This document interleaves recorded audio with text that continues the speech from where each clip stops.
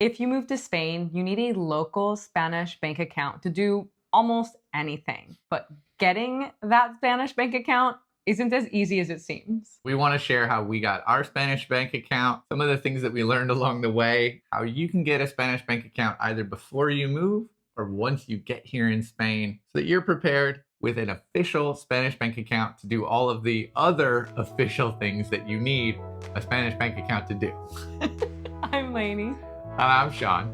And this is Days We Spent. So why do you need a Spanish bank account? Well, you need it to get an apartment. You need it to pay utilities.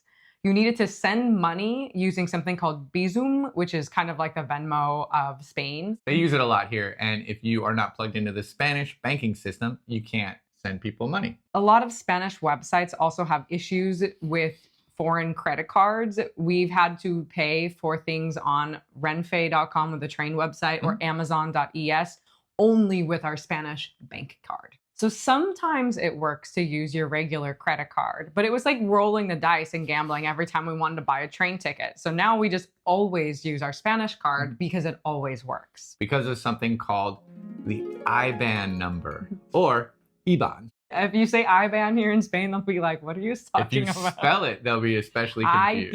IBAN. No, it's IBAN. IBAN. So that is something that is particularly important, especially in Europe. It's an international banking account number, and they use it as a way to send money across international and domestic banking institutions, as well as like verifying transactions across country lines, again, especially here in Europe. Every country has an IBAN or an IBAN number, but if you don't have a Spanish IBAN number, it can get a little bit tricky and you might run into the problem that we're talking about where you're in the checkout cart, you're like trying to buy a train ticket. And it just keeps failing, and you don't know why you're getting rejected. And it's because the verification system is trying to ping your IBAN number and it's not a European number or specifically a Spanish IBAN number. How do you know what kind of IBAN number you have? Let's get into it. Every IBAN number starts with a 2-digit country code. In Spain's case, it's ES.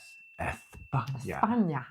Belgium would be BE. Germany, I think, is DE. So if you have an online account, something like Wise or N26, which we're going to talk about in more detail, if you already have one of those, double check your country code because a European country code is good, but it won't work for everything in Spain. For that, you need a Spanish IBAN number. So now that you know what a Spanish bank account means and why you need them, let's talk about actually getting a Spanish bank account. There's 2 ways that you can get a Spanish bank account. And the first is before you move. The second is when you're actually here on the ground in a bank, speaking that great Spanish that we know you speak. And there's pros and cons of both situations. So we're not telling you which one to do. It's just going to be based on what situation, what you're most comfortable with. So there's 2 things that you can do if you want to have a European or even a Spanish bank account before you move. First is an online digital bank. We use Wise. The other is to open a non-resident account with a Spanish bank. So option 1, which I think is the easiest, you can do this today, is to open a Wise account. Having a Wise account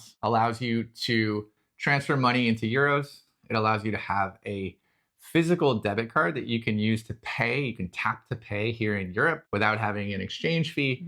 But more importantly, you'll have a European IBAN number. I don't know if you can specifically get a Spanish IBAN number. We didn't think about that when we signed up for Wise. So we have a Belgian IBAN number because Wise is based in Belgium. Even without a Spanish IBAN number, having a European IBAN number is a really good way to start getting integrated into the euro. Wise is what we still use today to transfer our money from US dollars into euros. So you need some kind of account to do that transfer anyways. There's a link in the description below for all the things we're talking about. But if you're like, what is Wise? Go ahead and click that. From our Wise account, we can transfer money to our official Spanish bank account, which we got after we moved here. Hooray for Wise. But it's a really nice bridge and it's a really useful, easy to use platform that you can set up whenever you want. We're going to do a whole nother video on how we transfer money from the US to Spain. And that's a whole nother topic. When that video is ready, it's linked above and below. Yeah, click subscribe and do the bell or whatever. So you have another option though, before you move to get a bank account in Europe. And that is the non-resident bank account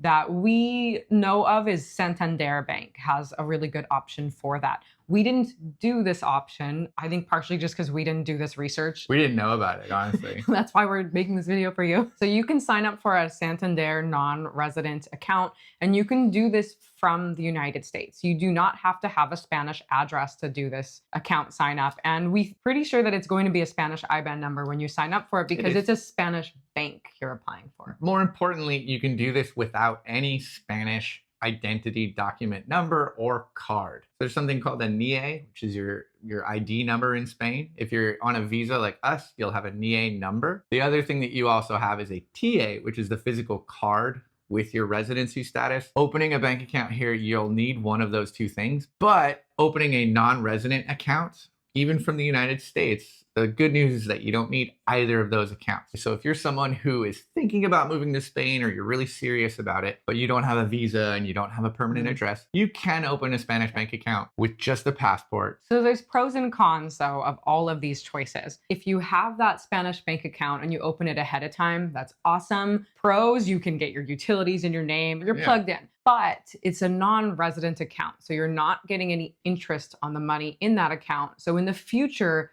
you probably want to change it to a different account because we get interest on our Spanish bank account. Nominal interest. We get about 2%, which is more than a checking account in the US, but it's less than a high yield savings account, which typically is around 3.5 or 4%.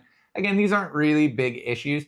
The problem that you're trying to solve is getting that Spanish IBAN number. If you're someone who's moving a lot of money over to buy a home, for instance, this video might not be for you. I would talk to a bank or try to set up something that's a little bit more geared toward your specific needs. The biggest determining factor for me is your timeline. If you're someone who's planning to move to Spain in the future, but you don't quite know when that would be, we would recommend doing one of the digital banking options. If you're someone who's got the visa and you're about ready to move, then opening a non-resident account before you move might be the way to go. Now, let's say you're watching this from Spain and you just moved here. Welcome. You're just like us. You didn't do nearly enough planning. But if you want to open a Spanish bank account after you arrive, you have many more options, but there's specific documents that you're going to need to open a Spanish bank account. We thought we could just show up at a bank and we said, oh, well, we have our NIE, that number's in our visa, that's in our passport. Our little visa in the passport. Yes, like we're in the system of Spain because we physically have our ID number.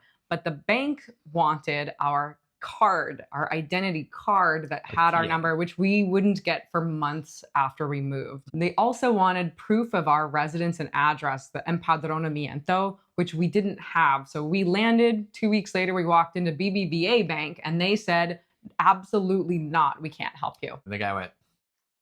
So what happened is when we went to get our apartment, we went to sign our lease. Our landlord said, oh no, you don't have a Spanish IBAN number. She decided to keep all the utilities in her name because it was too complicated, difficult, or impossible to transfer utilities like our gas and our electricity to our names. If you don't have that, you can sign up for an online digital bank. Which is what we did the day after moving into our place because otherwise we'd have no internet. The option that we use for our online bank that worked in Spain is N26. If you haven't heard of N26, they're a pretty popular online bank. They give you a digital account that you can use in Spain. The good news is that it has a Spanish IBAN number, the IBAN. We got a physical card that we can use, again, tap to pay. And we have an account that we can use to wire money to people. We can send it to our landlord. We could have set up our own utilities. We also got it right away because you can sign up online. So the day we signed up for that account, we had the number of our bank account, our IBAN number immediately. So we were able to sign up for internet the same day. It's important to reiterate, you cannot sign up for an N26 account from the United States. We had to do it in Spain and we had to do it with a permanent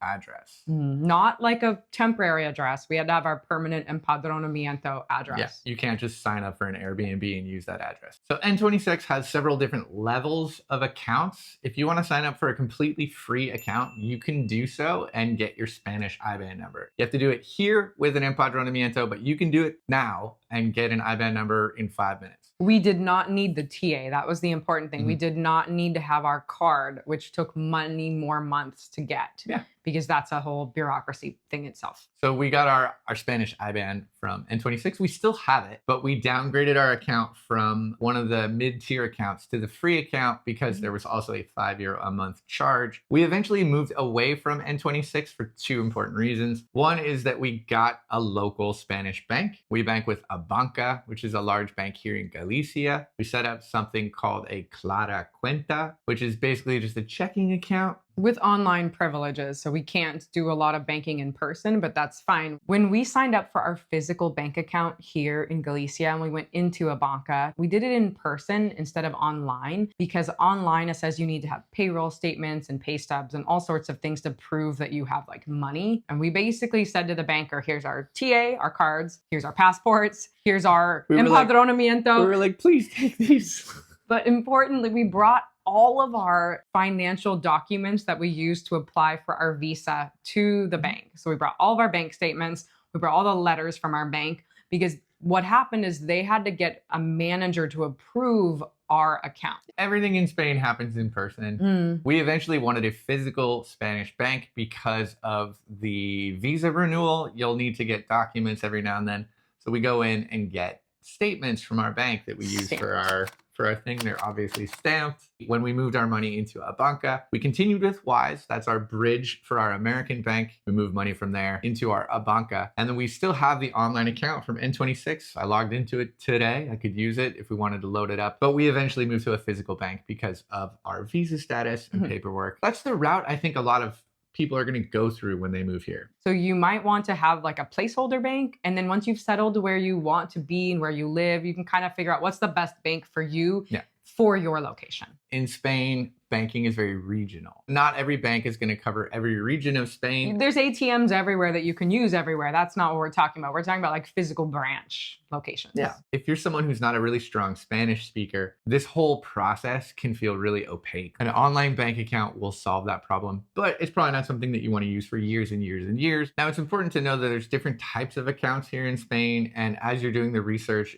you might want to like cross a few off your list. We have something called the Clara Cuenta, which is like an online checking account. It's nothing fancy. Anything with cuenta corriente or cuenta bancaria is going to be a pretty run-of-the-mill checking account, probably with no fees or low fees, and probably also with no or low interest. There's other accounts that might look attractive, but you probably won't qualify for without proof of payroll or like local Spanish employment. And those are cuenta nómina, which is something that's explicitly set up to like deposit your check, your paycheck, from your employer in Spain. There's also something called a cuenta ahorros, which is a savings account, which might have a little more interest. Whether you qualify for that or not, again, it just depends on the bank. It's important that you know that there are different types of cuentas. You can't just get anything. You need specific type of bank account.